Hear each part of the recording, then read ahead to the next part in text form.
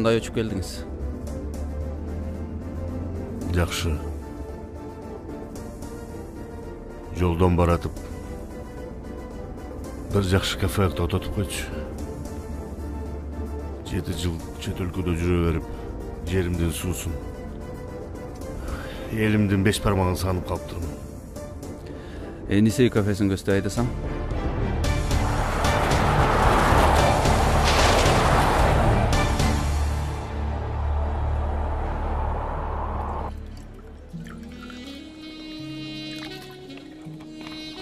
Мен эмнегедир сен досторуң баары болот го деп ойлогом.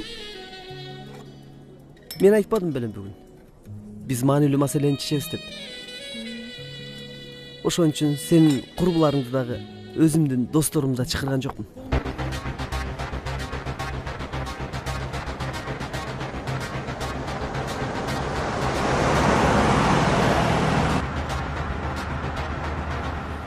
Маанилүү маселеңди кое тур. Мойнуңдан чечсең, берсең мага.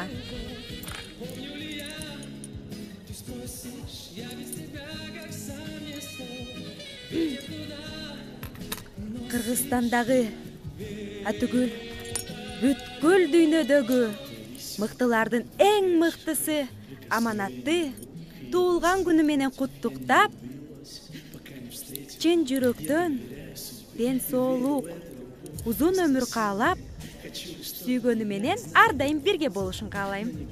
Рахмат. Бишкектин эң сулуусу Элизанын махабаты.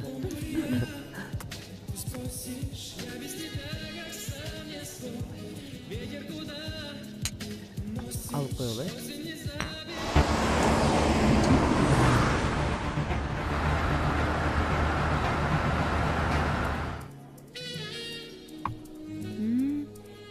Эмнегедир ушул ачкыч деги чечпейсиң мойнуңан?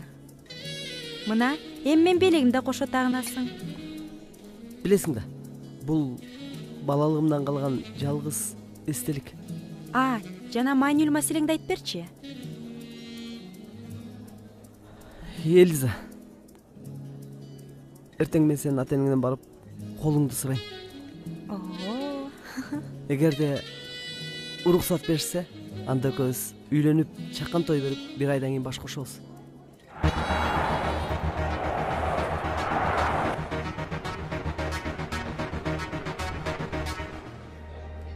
Эмнеге эртең? Кеттик азыр эле. Азыр элеби? Ооба. Дароо элеби? Эмнеси бар экен? Өлүмдөн башкасынын баарын эртип алган жакшы. Макул анда. Азыр болсо азыр. Коркпой эле, өзүң жалгыз барасыңбы? Эмне коркмок элем.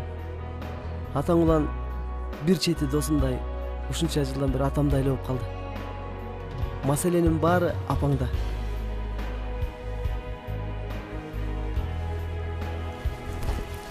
Анан апаң кандай кабыл болот? Маселе ошондо.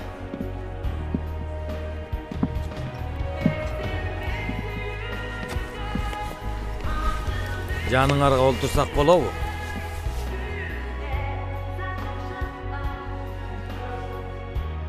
Эй, бош столдор турбайбы? Бош столдор бар болгону менен бош кыздар жок болуп жатпайбы? Сулуу кыз, таанышып алалы. Мен Топозчу. Сиз ким болосуз? Эй, эмне сайылып атасың?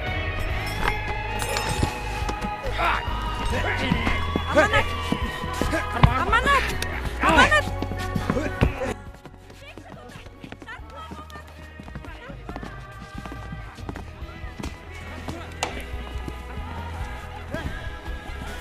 Карма! Берди!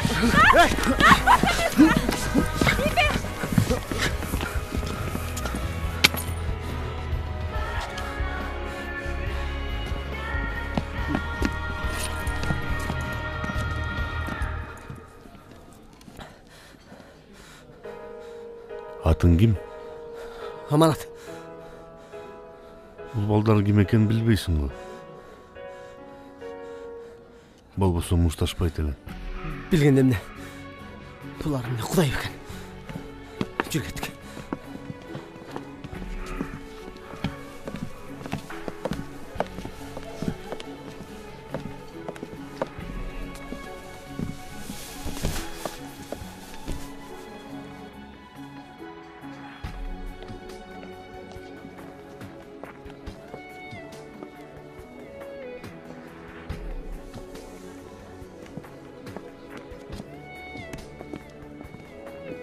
Жанагы жигиттин артынан аңдып барып, кайсы жерде жашаганын билип кел.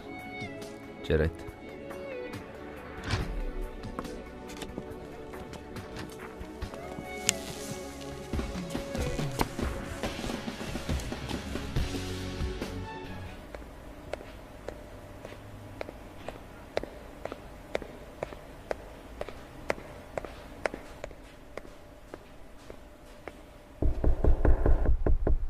Да. Кире бергиле. Жолош полковник, хан кайра учуп келиптир. Хан? Самолеттун коңгонуна 45 мүнөт болуптур. Аэропорттун охранасы ханды таныптыр.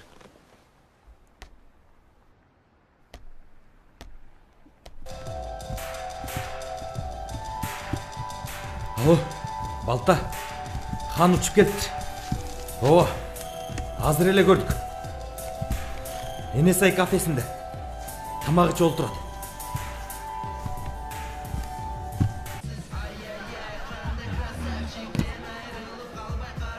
Атайланып казыгын таба течип эле. Ажал айдап келген экен сени хан. Жигиттер топтогула. Хан жаңы эле келиптир.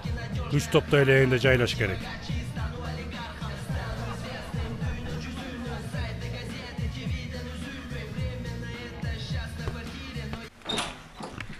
Кер аманат. Kim geldi? Eliza sendi? Ооба, мам. Аманат экөөбүз. Саламатсызбы? Кандайсың, Аманат? Бул сизге. О, рахмат. Бул кайдан? Жайынча элеби? Жайынча эле. Аманаттын туулган күнү да. Унутуп калдыңызбы? Так ресмен чыгып кеткен турбайбы? Туулган күнүң кут болсун, Аманат. Келгиле кой, киргиле. Рахмат. Өткүлө үйдө. Атам жокпу? Азыр келет. Жумушта кармалып жатат.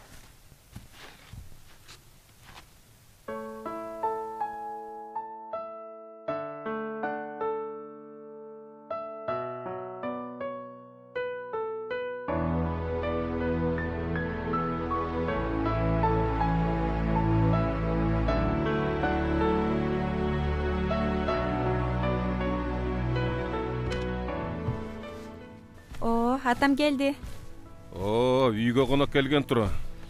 Салам алейкум. Келе кой. Отура кой. Кел, чайга кара. Кандай, Аманат? Ии баса, туулган күнүң менен. Рахмат. Сиз менен эле Элиза эстеди бүгүн туулган күнүмдү. Эми мен сага атаңдайлы болуп калбадымбы? Кызым Элиза сага карындашың болуп калбадыбы? Анан биз эстебегенде ким эстейт? Туура.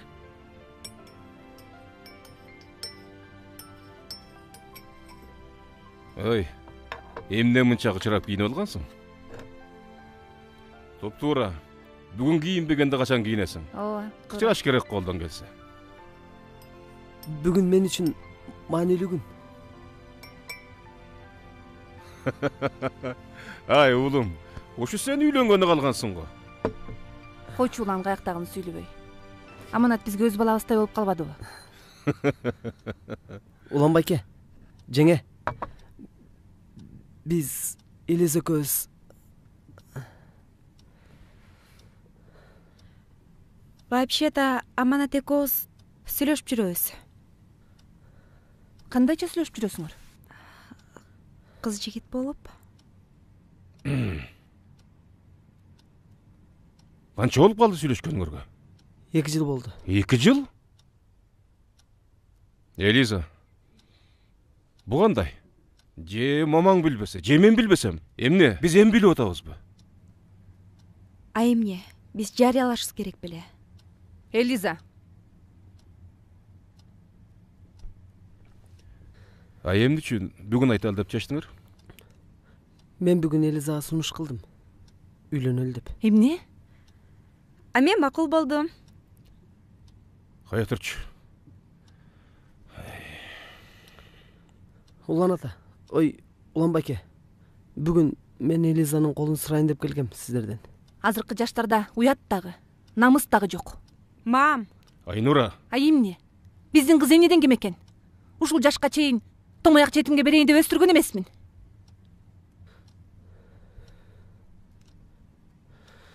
Жетим деле бактылуу кыла алат. Аманат, өзүң жакшылап ойлончу. Мындай нерсени 7 жолу өлчөп, 1 жолу кесет.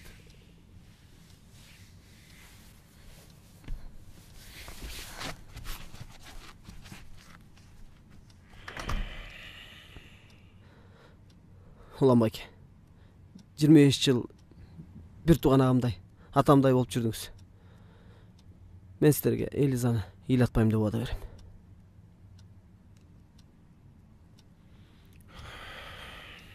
Аманат.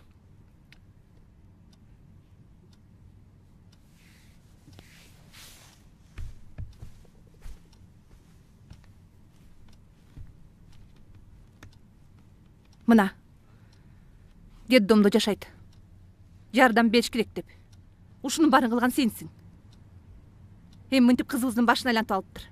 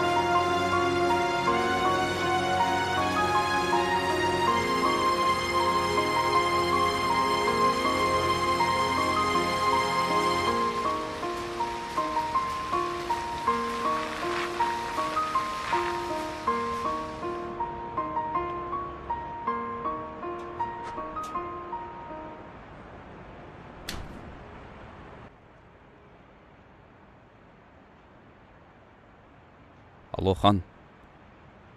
Аманаттын жашаган дарегин билип койдум. Ооба, угуп атам. Аламидин 1 71 үй. Келе бер.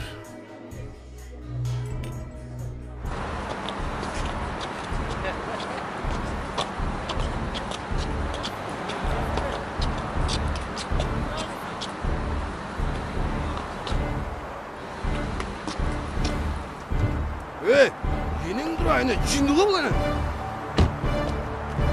Өмне қылғаным бұл,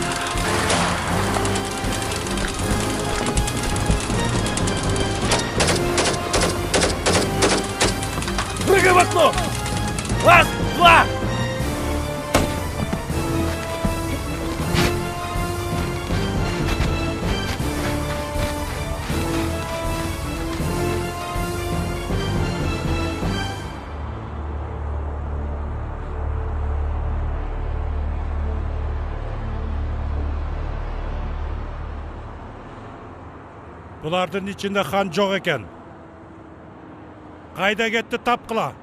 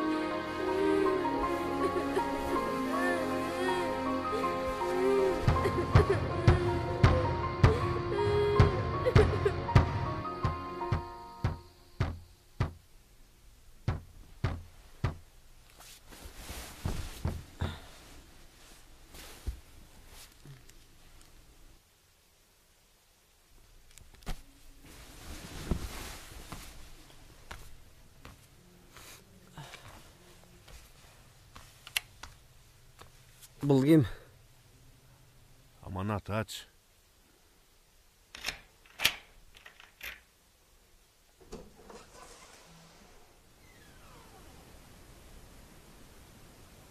Күткөн жоқ білең. Чынын айтсам қайра көремді ойлаған емеспін. Мен де ойлаған емеспін. Не, бұл жол жалғыз. Ова. Кірсем болу? Болбайды. Бұл жен сізге мейманхан емес.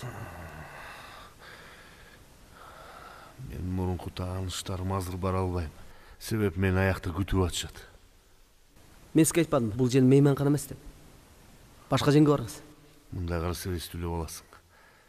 Түшіндіріп атпайым ба? Мен гостиницаларға бара албайм. Себеп аяқтың барын қоңторып атышат. Анан, мен эмне кылышым керек? Төлөп берем.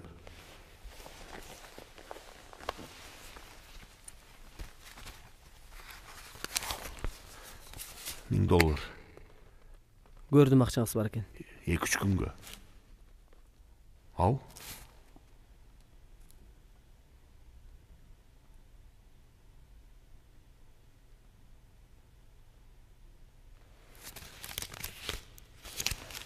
Бирок менин биякта экенimди эч ким билбеши керек.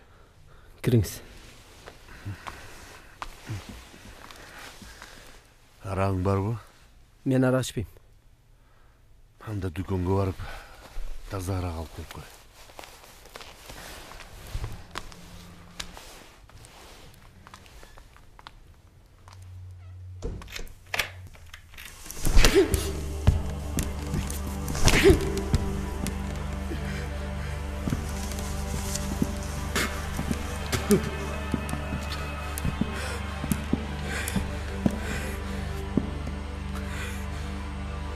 Сен ханның қаяқта екенін айтпайсың ба? Балта, мен білмейм. Мен өліп кетейін білмейм. Шындап өліп. Балта, Жансоға. Мен ештеңе білмейм. Балта.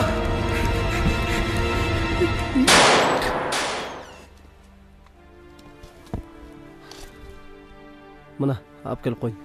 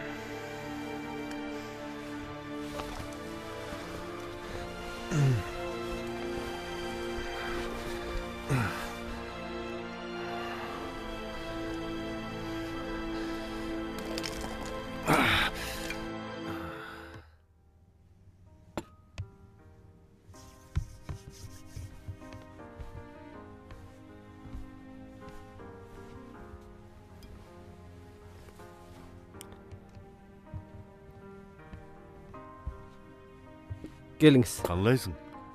$1000 байығандан бері жақсы. Бұйырсын. Рахмат. Чай içesizби? İçeli. Үйүң өзүңдүкүбү? Өзүмдүк болмок беле. Батирда. Квартираң жакшы экен. Рахмат. Каякта иштейсиң? Турар басмаканасында иштейм. Ата энең кайда? Ата энем каякта экенин билбейм. Жада калса атамдын ким экенин да билбейм.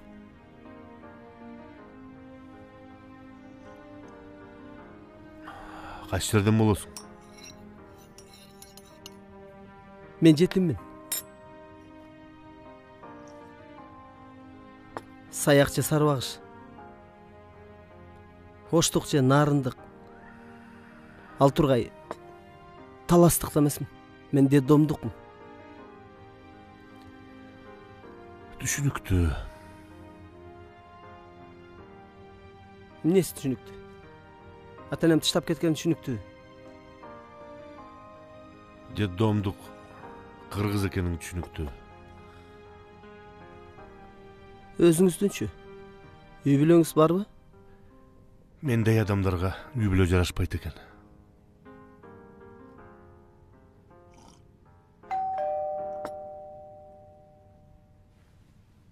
Ким бул? Билбейм. Эч ким деле келмек эмес. Азыр карап келейинчи. Мени бул жерде эч ким көрбөшү керек. Мен тиги комнатага кирип кетейин. Макул.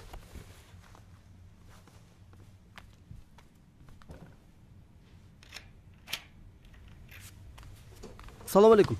Алейкум салам. Келиңиз, кириңиз.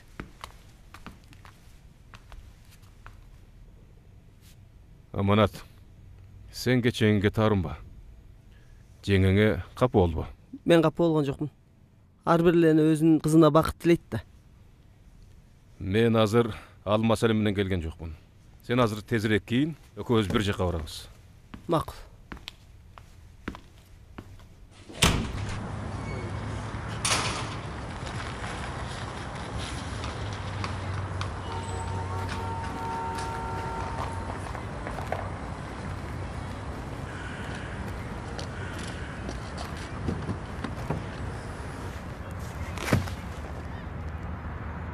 Аманат, экөөбүз биринчи таанышкан күн эсиңдеби? Эсимде. Ал күнү ата энемди атып кетишпеди беле? Ал сенин атаң эмес, чоң атаң болчу. Чоң атам? Ооба. Ал кезде мен районго жаңы эле опера болуп баргам. Ошондо бизге маалымат түшкөн.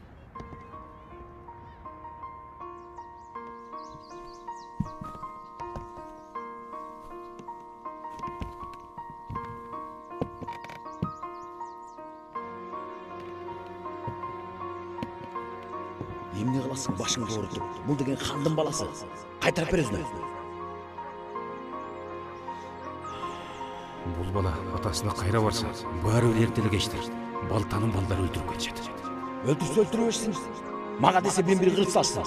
Ага эмне башың ооруйт? Бул кичинекей бала демне. Атасы үчүн баласы жооп бербейт. Аны эмне кылайын десиң? Хан баласын издебейт дейсиңби? Балт өчөламды таап алат. Табышпайт. Мен таппай тургандай кылам.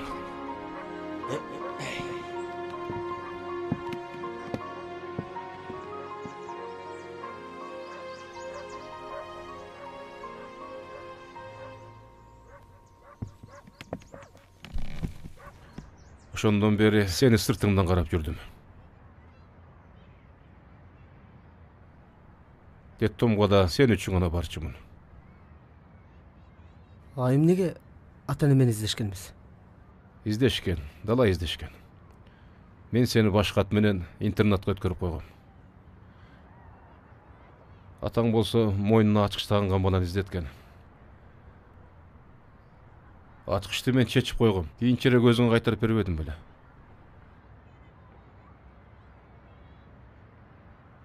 Эмне үчүн мунун баарын бүгүн айтып жатасың мага? Сен 18 жашка чыксын деп күтүп жүргөм. Мындан 7 жыл мурун атаң өзү көрүнбөй жоголуп кеткен. Эми кайра пайда болуптур. Убактысы келди окшойт. Деги атам ким? Атаңдын аты Хан. Кирим дүйнөдөгү авторитет. Азыр болсо ок тийип, өлүм алдында экен. Жолуккун келсе, атаң өлө электе баралы. Аманат, муну өзүң чеч. Бала эмессиң. Жолуктуруңуз. Ханды азыр табыш кыйын. Бирок бригадасында балдарды билем. Чын эле жолуккун келип атабы? Мен 25 жыл ата энем жанымда болсо деп тиленип келгем. Эгерде сиздин айтканыңыз чын болсо, анда бир жолу болсо да көрүп калышым керек.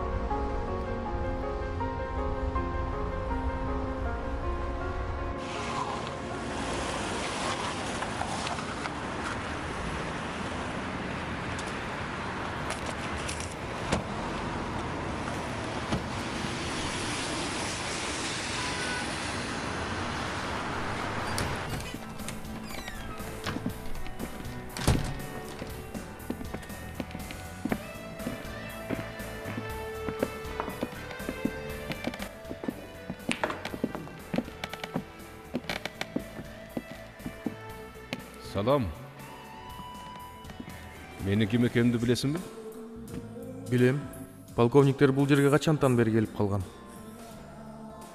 Ишиң түшсө тозокко да барасың дейт. Мен ханды издеп жүрөм.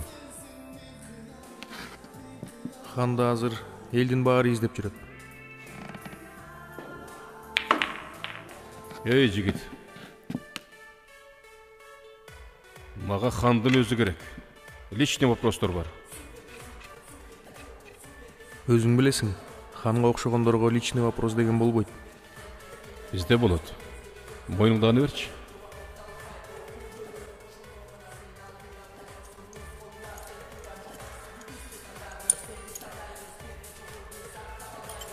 Ханга муну берип, анан эскертип кой. Ээси тирүү экен деп. Калганын өзү түшүнөт.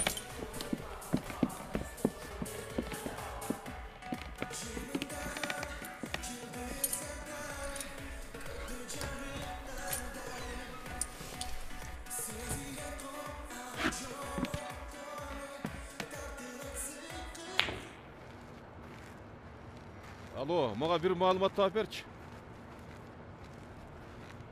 Ахматова Керес. Ооба, Ахматова. Адреси керек. Рахмат.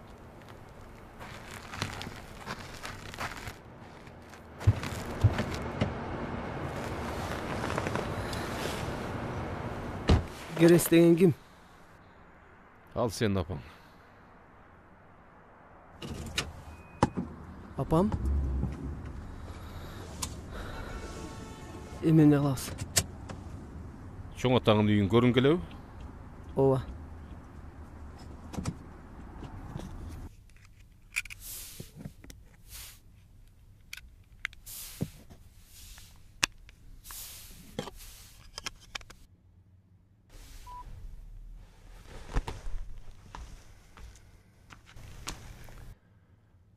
Алло, Самат. Да, хан. Амансыңарбы? Балтан балдар силерди издеп жүрөт. Каяктасыңар?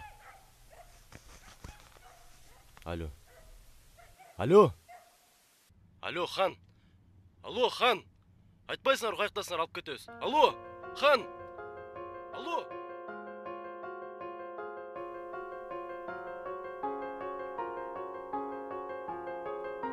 Келе чыксын.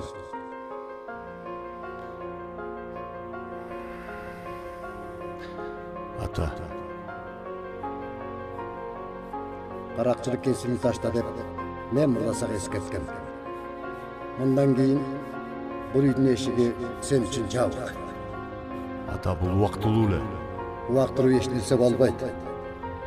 Сен качан каракчылык кесимин таштап адам өндү кесиптин ээси болуп иштей баштаганда кайраласың.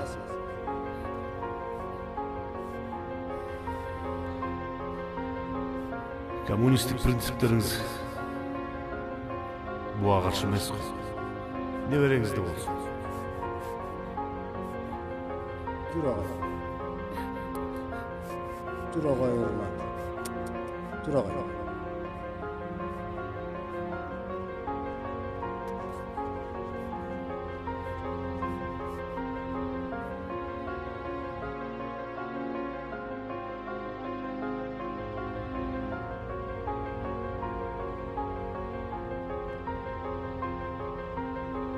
Жакшы калыңыз.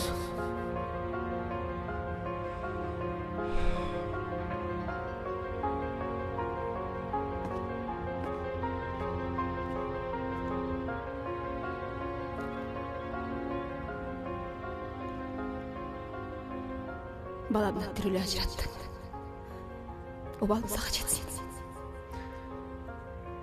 Илебач бардығы жакшы болду. Балта көздің мамилебиз азыр бузулуп турат. Ал мени жок кылыш үчүн бардыгына даяр. Улуубуз чоң атасында болгон жакшы. Бул үйдү баары эч ким билбейт. Сен ишиңди таштайм дебедиң беле?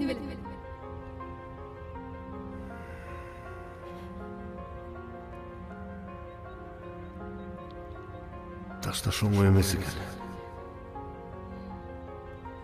Проблемаларды чечип алгандан кийин баарыбыз жок болобуз. Сөз берем.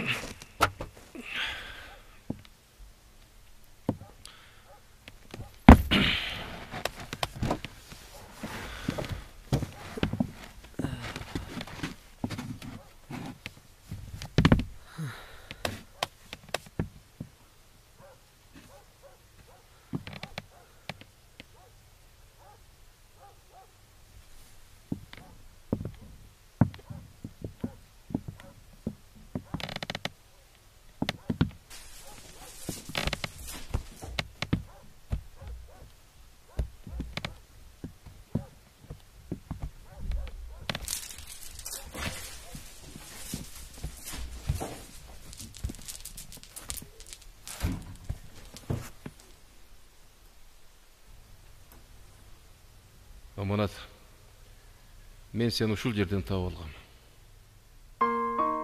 Бияка отур. Бияка. Жерге отуруп тур, Макулбу?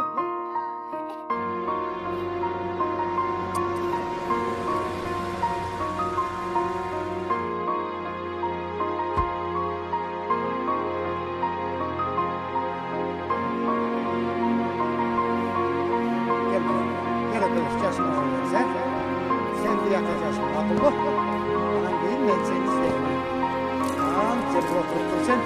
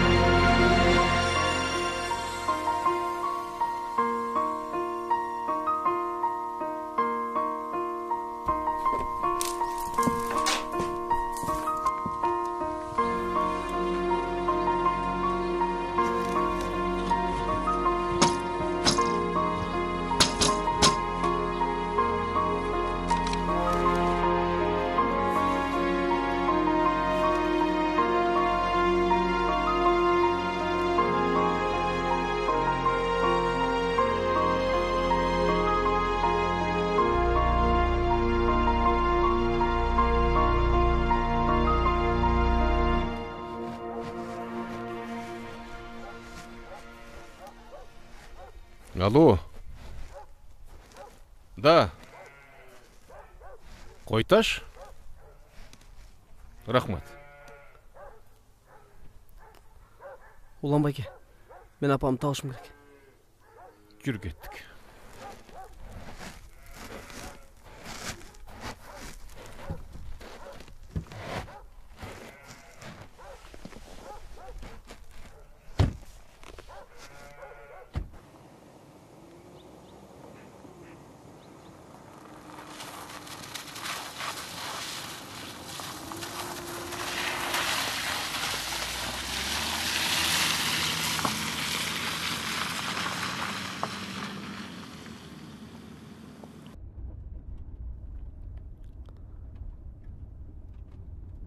Апамды қайдан іздейсіз?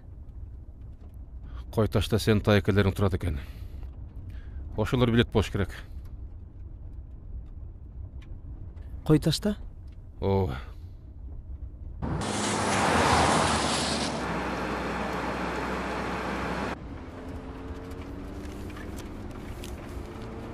Жыйырма беш жыл кантип чыдап жүрдүңүз?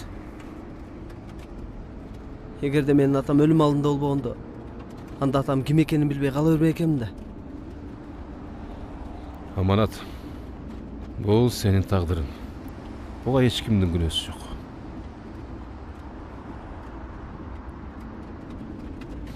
Атам мени издеген эмес. Сен атанган эмес. Атаңдын кас душманы Балта деген бар. Ал да сен аябай издеткен.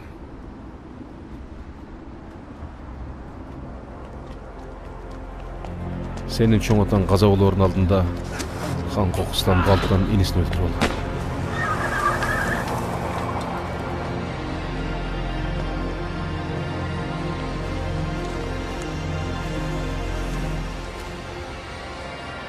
Туенен грайм Толик турба? Толик деген ким ал? Балтанын иниси.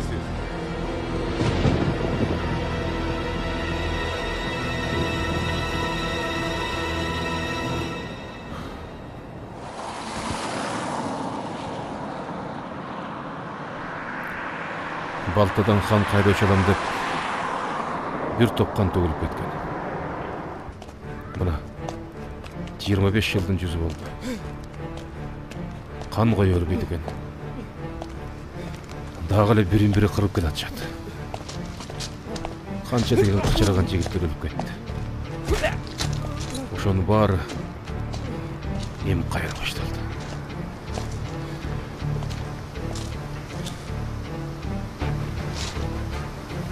Мика, уулуң кайда?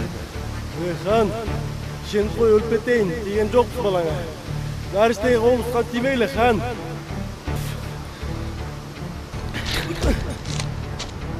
Екі жолы сурабайын.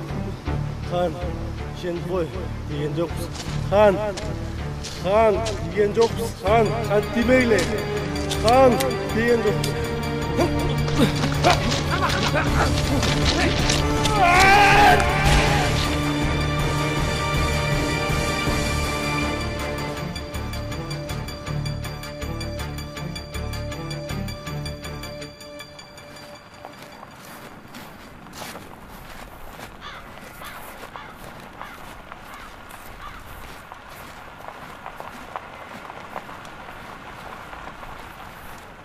Салам алейкум.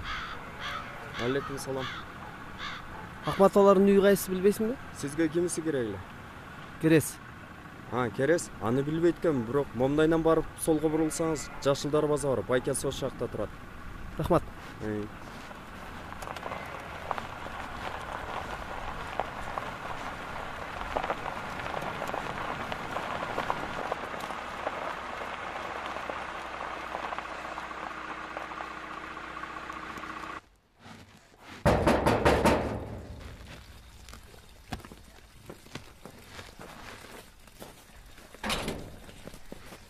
Саламатсызбы? Саламатсызбы? Саламатчылык. Милициянын полковниги Карабаев. Бул жерде Керез деген аял жашаптыр. Аны кайдан тапсак болот? Кереспи? Ооба, Ахматова Керез. Мына сүрөтү дагы. Силер билбейсиңерби? Эмнени? Ал киши каза болуп калган. Кантип?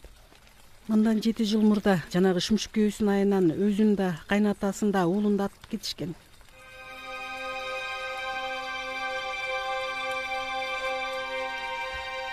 Кечирип коюңуз.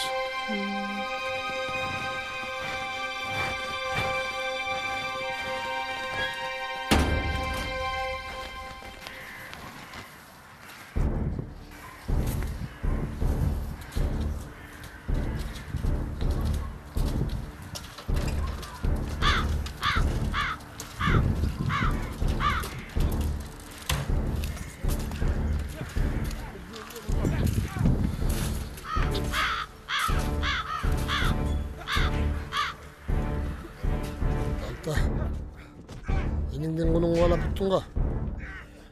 Атаңды өлтүргөнгө энеңди алып бер деген сөз бар. Ойлонуп көрчү.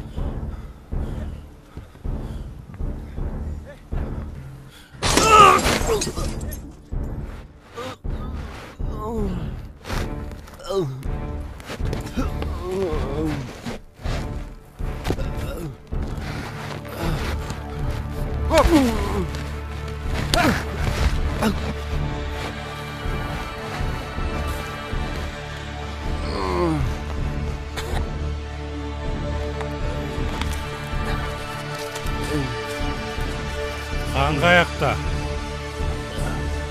Bilmem. Kavgaydı. Ölümü de bilmem. Ölümü de kandaşında bilmem. Bilbesen ölüp ket. Balta. Balta. Beni al, beni al.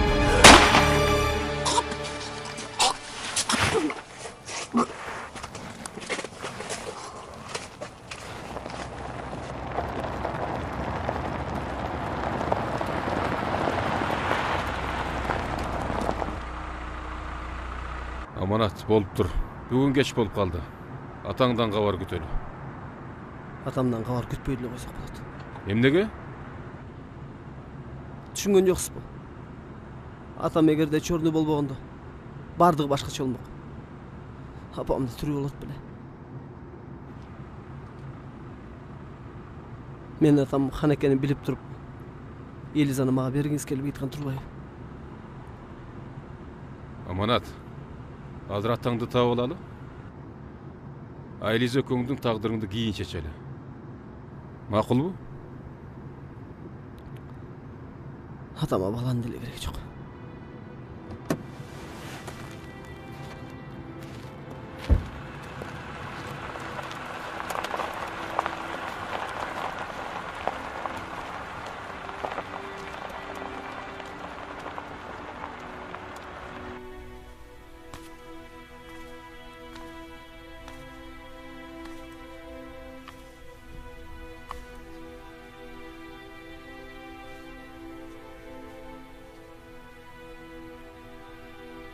Мамайың жоқ bu. Бар жакшы. Аманат. Бұл сенің азан чакырып коюлган атың бу? Билбейм. Мен төрөлгөндө атым бөлөк экен. Аны бүгүн билдим. Аны эмне сурап жатасыз? Жөн эле. Bir ой келип кетти.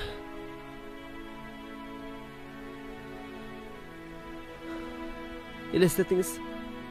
Мен атамдын тирүү экенин билбедимби? Атам авторитет экен. А мен ушунча жылдан бери өзүмдү жетим сезип жүрсөм, атам жыргап чырдап жашап жүрүптүр.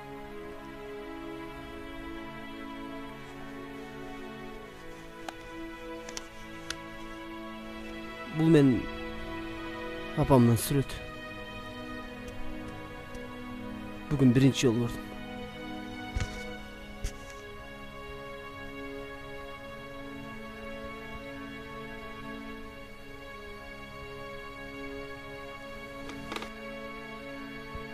Ата-энең тирүү болсо, жиниңди келтирбей Тескерисинче коонбайсыңбы? Анын эмнесине конайын? Апам эбак каза болуптур. Ата энем мен жоголгондон кийин ажырашып, 7 жыл мурун апам көз жумуптур.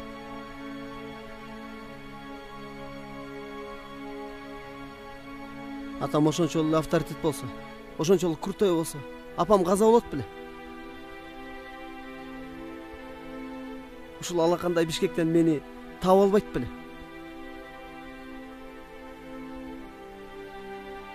Атаң сени издегендир.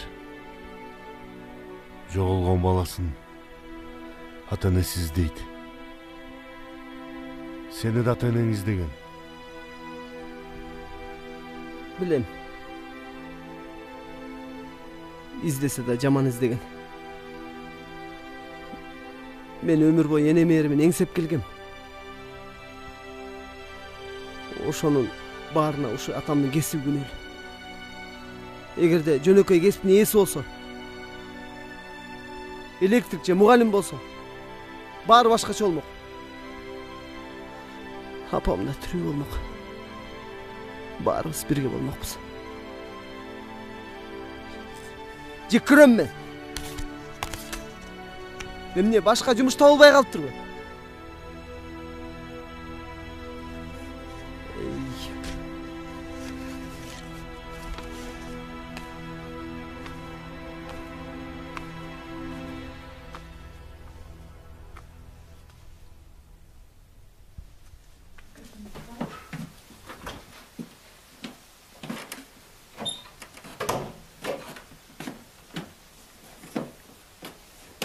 Улан, келгениң жакшы болбодубу?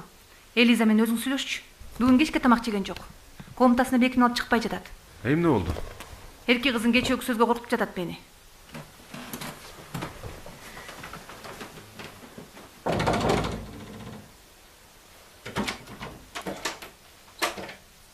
Элиза. Элиза. Эшти аччы. Жөн койчу, эми болду. Тамак барбы?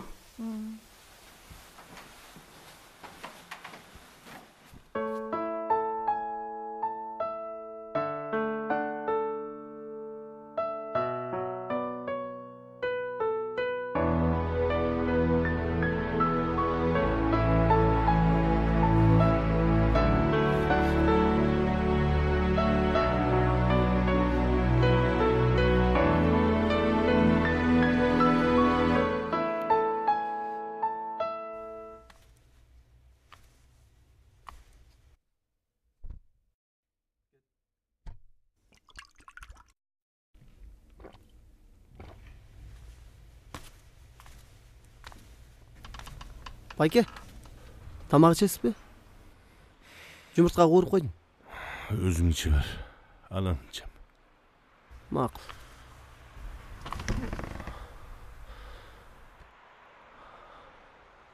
Алло, Самат. Мен тезірек алып кеткіле. Анан дағы бір врач тапқыла. Тақыр болбой баратам. Ова.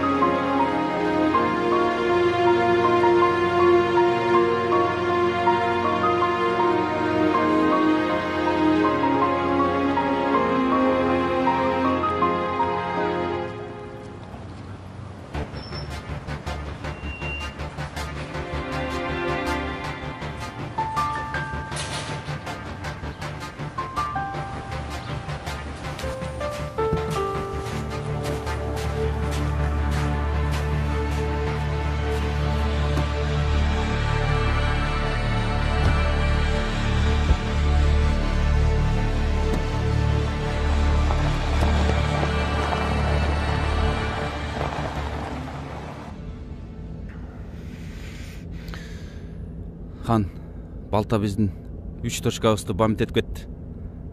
6 балабыз каза болду. Имандары саламат болсын. Дарыгер таптыңарбы? Ооба күтүп атат. Баары даяр.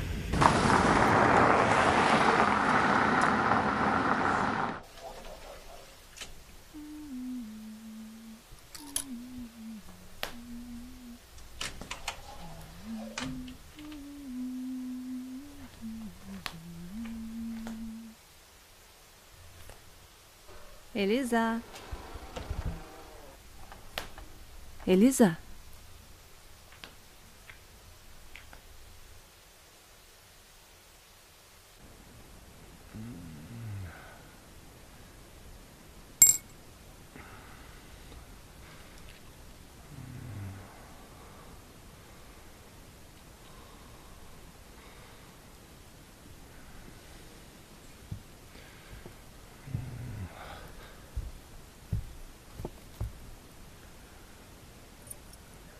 Бул ачкычтын ээси тирүү деп айтып кой дешти.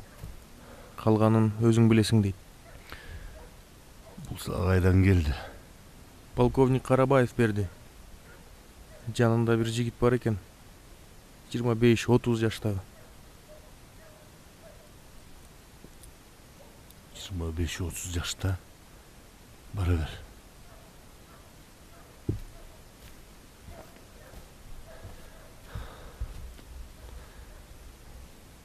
Таха. Баягы балайсың деби? Арттан барып, дарегин билип келген. Ооба. Аты Аманат. Жаныңа 1-2 жигит алып ал. Жакшылап карап кой. Өзүңөрдү билгизбегиле.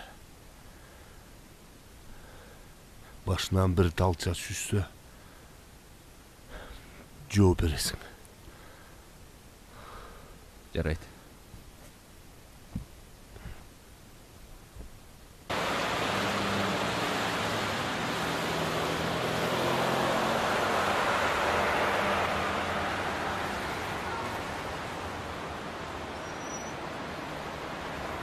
Жолош полковник, көчөнү хандын бир топ балдарын жайлап кетиптир. Бул окуя дагы бир топко созулганы калды окшойт.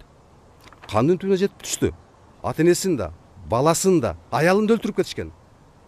Бул так маалымат эмес. Кандайча? Силер бошсуңар. Жарайт.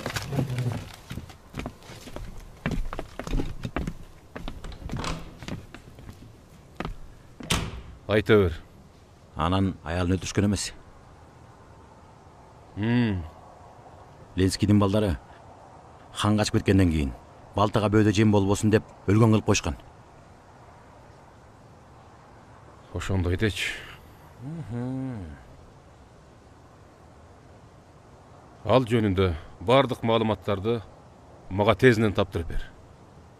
Бул секретный маалымат да. Ал жерде сен өз кишисиң. Мен карыз болом. Эмне анча? Хан аял жөнүндө кам көрүп калгансың. Хан Бишкектен канча жыл жок болду? 7 жылбы? 7 жылдан бери балтанын колу канча узарганын билесиңби? Хандын күчү мурункудай эмес. Майор, азыр мага Керездин жаңы аты жөнү менен анын дареги керек. Эртелет.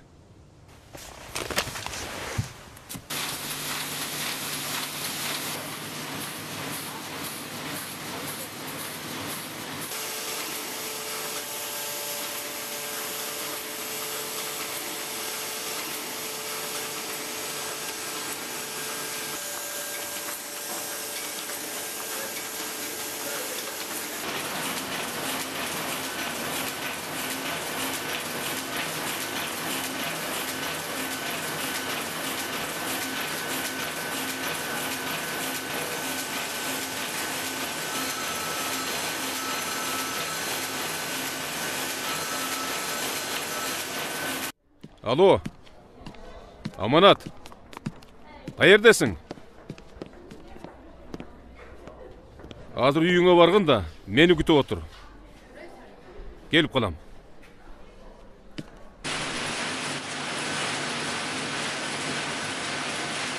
Memnun oldum Aştep Kurt. Birazdan geleceğim. Rahmat.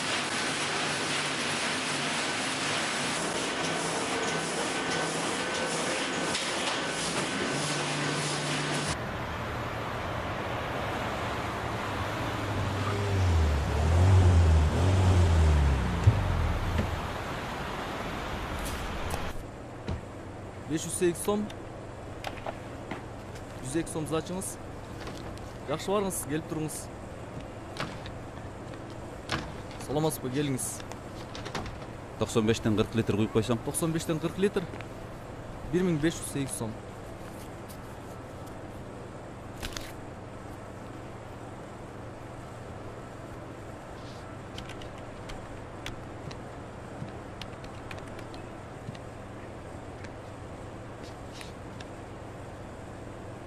Алло, Балта. Бұл мен Таха. Угуп атам. Хандың баяғы жоғалып кеткен баласы табылған ұқсайды. Анан? Хан бізде бір баланы қайтарғылы деп жіберді. Есіңде бе? 25 жыл мұрын баласы жоғалғанда мойнында ачкыч тағынған баланы іздетпеді өле. Атаманат екен. Біз азыр ошол жаққа баратабыз. Бізден burada барып қалды. Аламидин 1, 71-ші үй.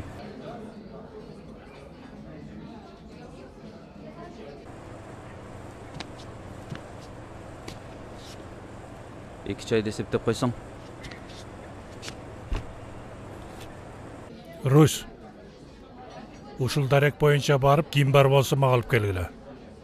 Аты аманат. Көптөн бери издеп жүргөн кишибиз табылды окшойт. Жөн эле. Русь, өлтүрбөй тирүү алып келгиле.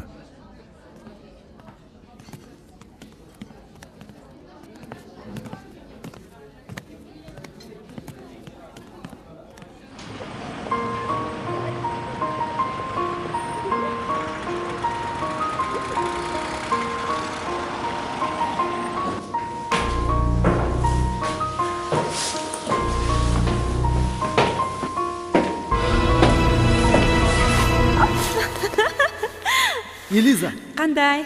Шашып кеттің бе? Шошытпай жүр да ментип. Кир.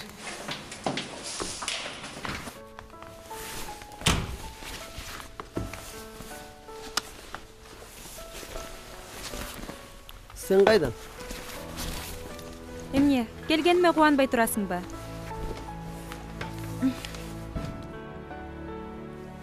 Бір нерсе болду. Ооба, болду. Мен үйдөн качып кеттим. Эмне? Эмнеге? Мен сени сүйүнүп өткөн десе. Айтпадык беле экөөбүз дайыма бирге болобуз деп. Менде срочный иштер бар. Каяктагы срочный иштер? Аманат, түшүнүп атасыңбы? Мен үйдөн качып кеттим. Экөөбүз быйыл үйлөнөбүз дебедик белек. Билем, бирок мен апам айткан оюңа албайлы койчу. Эмне, күйөөгө тием десем, байлап салмак беле? Уланбайке келди. Атамбы? Ооба. Эмнеге келди? Биз бир адамды издемекпиз. Кимди? Анан шашпай айтып берем. Жүр, сен тияка жашынып тур.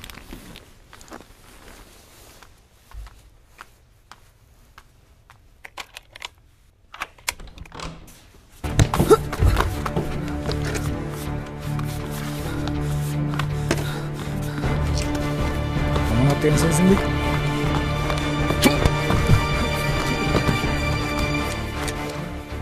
Алда ким экенин билесиң бе? Эмне, хандын баласын атып саласыңар ба?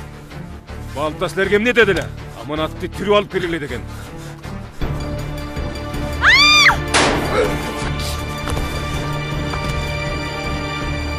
Кой отурыңыз.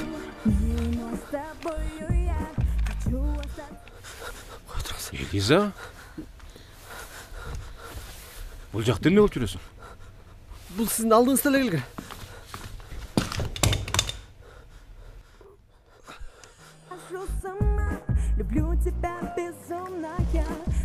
всем об этом говорить. Тебя меня тянет как магнит. Тик-так, время идет, сердце перевернет. Знай, что время игра, ты посильнее обними.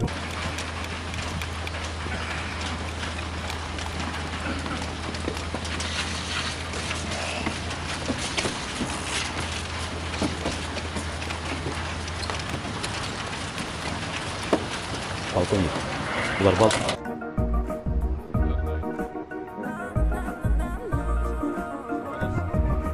Подари мне всю любовь, все свои желания. Деген не болып жатат? Балта деген ким? Анан айт.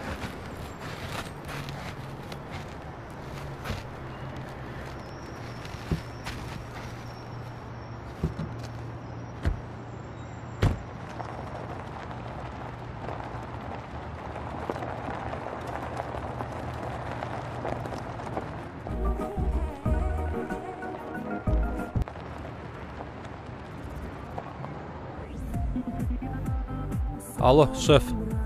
Балдарды собор алып кетти. Кимдер? Билбейм, үйдөн Амарат менен кошо Карабаев да чыкты. Полковникпи? Ооба, полковник. Жанында бир кыз бар экен. Артынан калба. Хоп, шеф.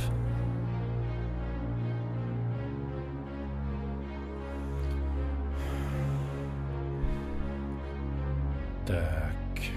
Уже менттерде киришкен турбай биздин жумушка. Тезинен кересин азыркы дарегин тапкыла. Хандын мурунку аялы. Азыркы аты Мира.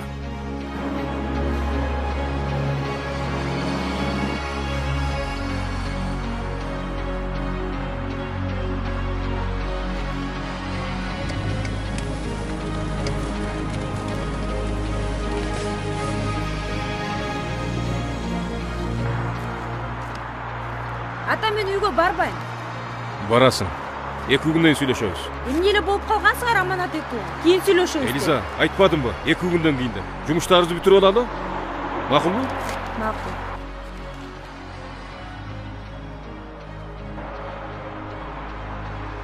Жанга жеткирип кой.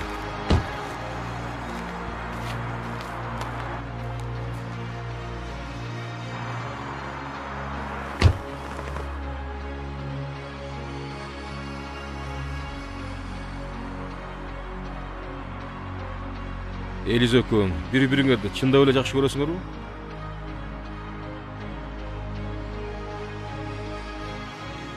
Эмгиче чечишен элексизби? Апаң тирүү экен. Эмне? Кандайча? Апаң оперативниктерге керектүү материалдарды бергендиги үчүн өзүн өлдү кылып туруп, аты жөнүн өзгөртүп коюптур.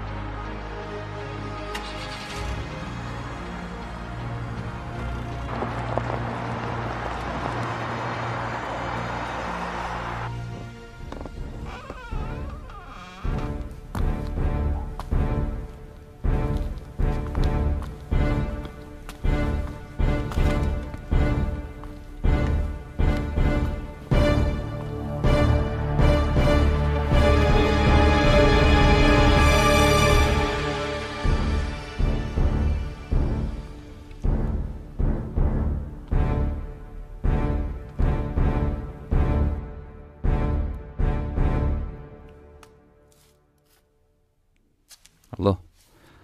Хан, биз Аманаттын үйүнө келдик. Айта бер. Бирөөлөр кирген окшойт. Балтанын кишилери эмеспи? Мүмкүн. Ого атылыптыр. Полковникти тезирээк тапкыла. Полковник Карабаевдыбы? Ооба. Аманат экөө чогуу жүрөт анда. Балтанын балдарычы? Алар мени издеп жатышыптыр. Биз бияктан кете берели. Макул.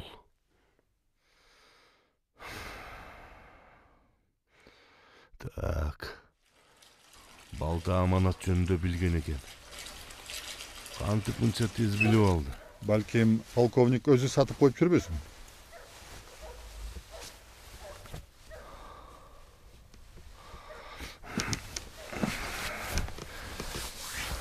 хан, сага турган азыр эрте. Эрте эмес.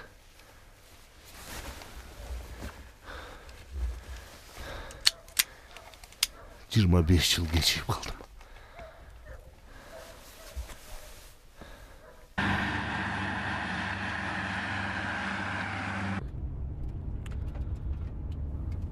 Апама жолукпай эле койгонум оңго. Эмнеге? Анын өзүнүн тагдыры бар да. Мага ошого балдары бар болуш керек. Анын үстүнө мен ушунча жылдан кийин өзүмдү сенин балаңмын деп чыксам кандай кабыл алат? Аманат, бери карачы. Сен апаңдын азыркы турмушун биз да билбейбиз. Аны билиш үчүн апаңдын өзүн табыш керек. Апаңда күнөө деле жок.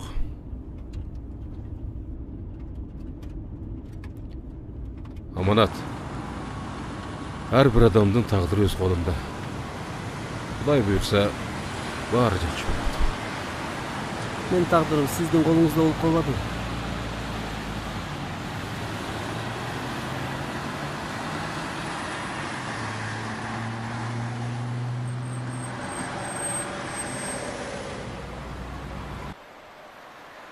Аманат, мен колумдан келгендин баарын кылдым. Ооба, атаң менен апаңдан алыстаттым. Бирок сен ушул жашка келип, кирим дүйнөдөн алыс жашап келатасың. Ошондо кылганымды мен туура деп ойлогом. Азыр болсо билбейм. Азыр мен дагы билбейм. Бирок толкундан турам. Апам мени кандай кабыл алат деп. Уулум бушайма боло бергечи. Ден соолуктун баркын оорду билет. Ата-эненин баркын жетим билет дейт. Жакшы нерсеге ниет кылсаң, Кудай тилегиңди берет. Рахмат улан байке. Эми мен сизди ата дей берсем болобу? Эрте эмеспи? Эрте эмес. Көнө бериңиз да. Сиз деле мени уулум дебедиңизби? Мен муну башка маанда айткам да. Бирок айттыңыз да. Эми Кудай буйрса, менин эки атам болот. Апамды табам. Анан Элиз экөөбүз үйлөнсөк, апамдан да эки болуп калат экен. Карасаң муну.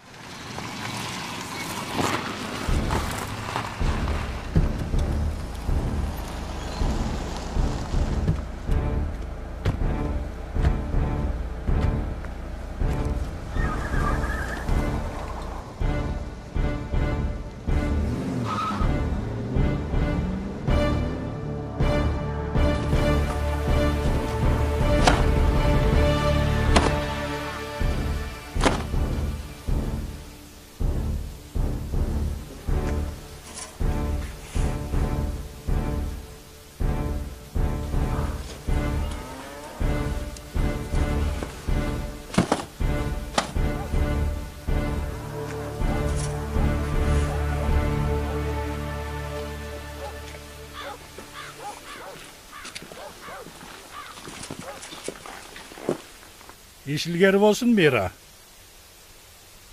Ha biz emне tanışpızбы? Ооба. Men sizdi жақсы таанайм.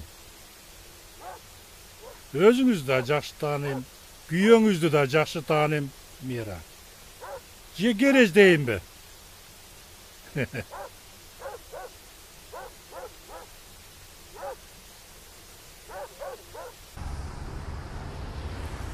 Артыбызда 20 мүнөттөн бери бирөө аңдып келатат.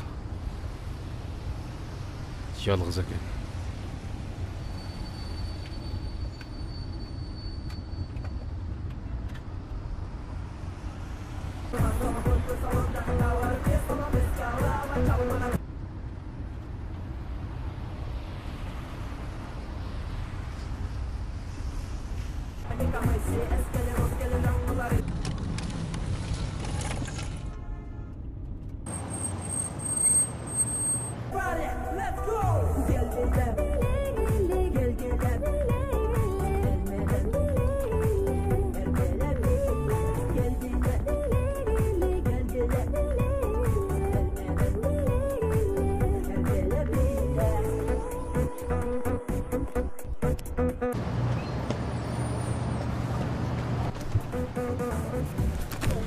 Салам.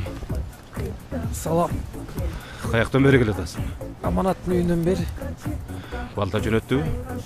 Өзүң билип турбайсыңбы?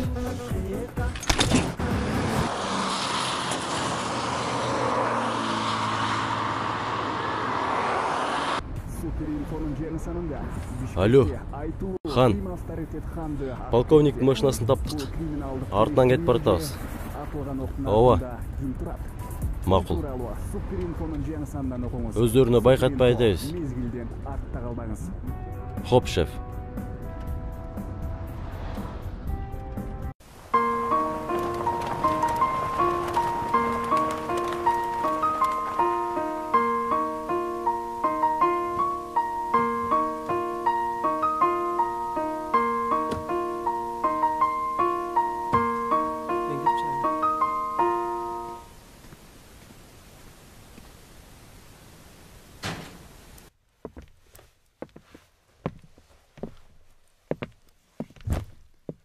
Балта, биз хан экөөбүз жашабай калганбыз. Мени кармап алганың менен ага баары бир. Керес, мен сага келген жок, мен уулуңарга келдим. Кайсы уулума? Салам алейкум. Сен кимсиң?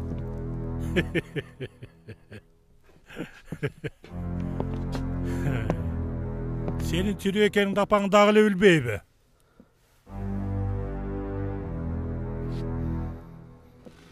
Балта, мени эмне мазактап атасыңарбы? Эй, канчык, өз балаңды эмне тааныбай турасыңбы? Я.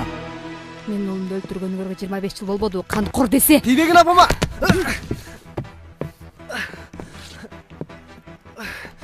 Эй. Бөлтүрүк десе. Өрү баласы ит болбойт деген үчүн тукумарды курутам. Туңбу? Урмат, сенсиңби? Урмат эмес, Аманат. Апа. Сен дагы балаңды атыңарды өзгөртүп алып жашап келдиңер. А мен баары бир издеп таап алдым, экөөңөрдү тең.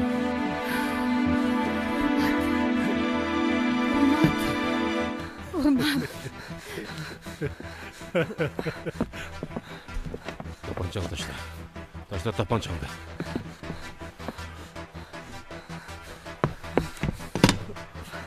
Балта, атасы үчүн баласы жооп бербейт.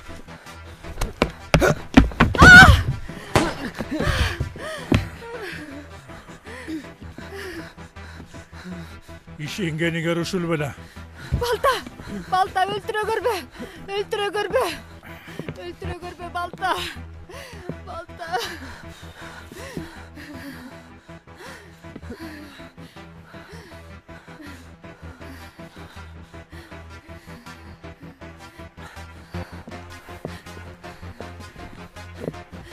Балта.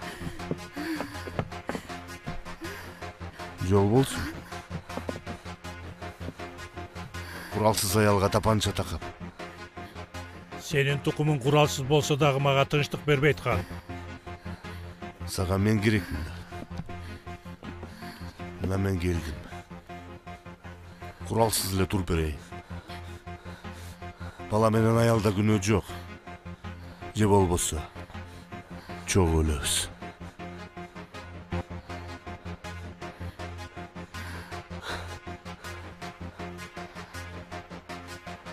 Болуптур. Мен тапанчамды түшүрөйүн.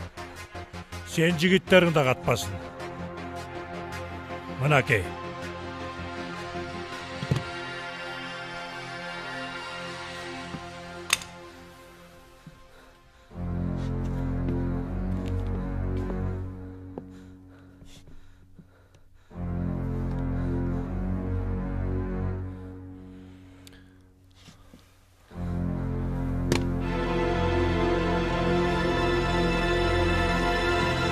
Анда бак. Дагы.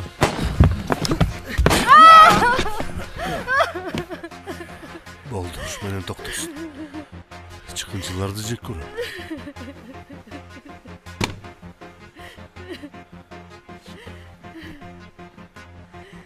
Ушинтип жөн эле туруп бересиңби? Ооба.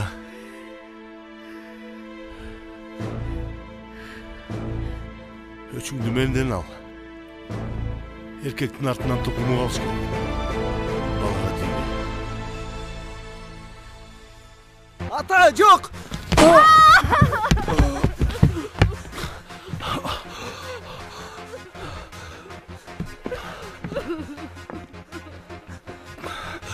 Sen тийбейин дебедиң ба?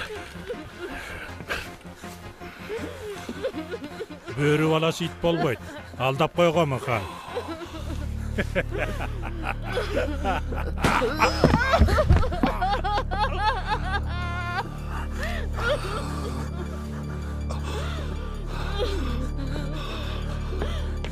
Сөзүнө турса болмок. Полковник. Бул кастык балта менен хандыкы болчу. Сенин да, аманатың да мага кереги жок. Ашыкча канта көрбөйт.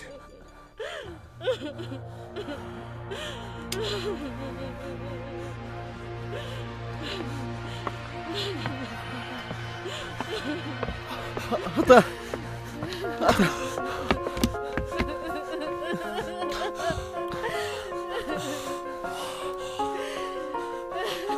Аманат. Мен силерге салкам тийбесе экен деп жашадым. Кандай жашасаң, ошондой жашап жүрө бер. Эмне деп жатасың? Сиз азыр өлбөйсүз. Сураныч. Чоктанын үйүнө барып, ошого жаша. Мынакей ачкыч. Ал сен үйүң.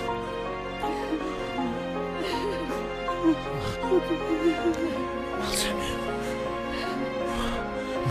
Ал үйгө жол жок. Мен азыр тапканда айрылып калам.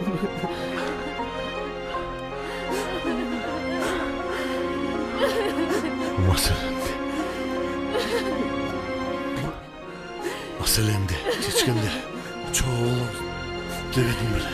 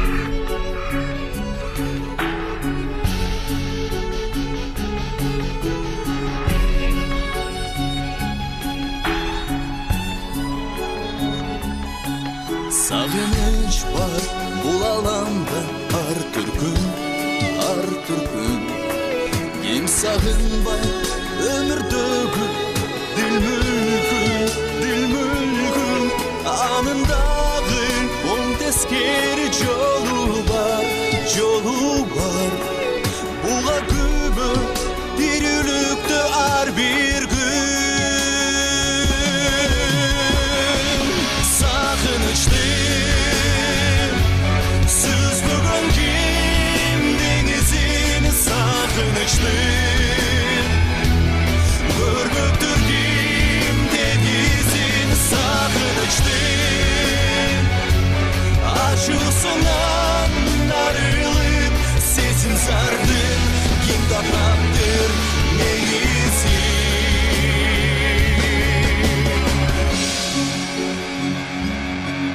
кээде сени көктө сызган куш кылат кээде жаркын сезимдерди ышкылат сан жетпеген сагынычтын сапары же сүйүүгө же күйүүгө туш кылат